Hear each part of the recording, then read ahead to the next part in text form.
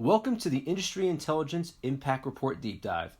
I'm your host, Nevin Barich, and this week's topic focuses on U.S. corporations and their reactions in the wake of George Floyd, a 46-year-old black man who was killed on May 25th in Minneapolis by Derek Chauvin, a white officer whom, after arresting Floyd for allegedly using a counterfeit bill, knelt on Floyd's neck for almost 9 minutes while Floyd was handcuffed and lying face down. In the final moments before his death, Floyd begged the officer for his life, repeatedly saying, quote, "I can't breathe." Following the murder, a wave of protests broke out across the country over the treatment of African Americans. U.S. corporations across various business sectors have responded to these protests with pledges to increase diversity, donations to civil rights groups, and in some cases, changes in policies or practices. The following are a sampling of the reactions from these corporations. On June 8th, IBM said it would no longer sell or research facial recognition tools that critics contend are biased against people of color. On June 9th, Paramount said it would discontinue the reality show Cops after 33 years on the air. Critics say the show has glorified police violence. Also on June 9th, HBO said it would pull from its HBO Max streaming service the Oscar-winning 1939 film Gone with the Wind, which has been long decried by critics for its racist depictions of blacks in the antebellum South.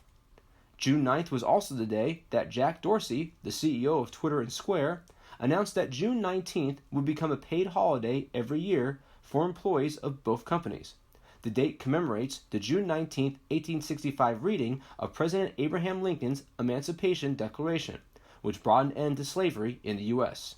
On June 10th, Amazon imposed a 1-year moratorium on police use of its facial recognition product, Recognition, which critics say is more likely to misidentify people with darker skin and more likely to be used in minority communities. Also on June 10th, NASCAR banned the Confederate flag at all of its car racing tracks and events, saying the symbol, quote, runs contrary to our commitment to providing a welcoming and inclusive environment for all fans. Meanwhile, Walmart said on June 10th it would no longer keep multicultural hair and beauty products in locked display cases at any of its stores. Critics had said that doing so suggested that consumers of these products are more likely to shoplift. On June 11th, Apple said it would increase spending with black-owned suppliers as part of a $100 million racial equity and justice initiative, while Google's YouTube video service said it would spend $100 million to fund black content creators. On June 12th, Starbucks said it would allow employees to wear Black Lives Matter t-shirts and pins, rolling back restrictions on how baristas can show support for the social movement against racism. Also on June 12th, MasterCard, in a message to its employees, said that June 19th would be a holiday for its employees, and the day would be designated as MasterCard Day of Solidarity.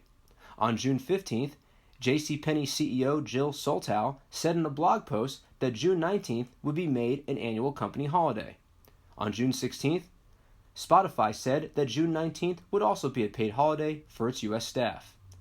And on June 17th, PepsiCo's Quaker Oats business said it would remove the image of Aunt Jemima from its packaging and change the name of the syrup brand, citing the brand's origins in racist imagery of black people. And finally, within 24 hours of PepsiCo's announcement, Conagra Brands, Mars, and B&G Foods also announced similar reviews for the Mrs. Butterworth's, Uncle Ben's, and Cream of Wheat food brands.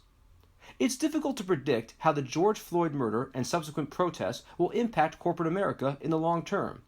But in the short term at least, it seems that response has been swift and also direct. Thanks for listening to the Industry Intelligence Impact Report Deep Dive. I'm Nevin Barich.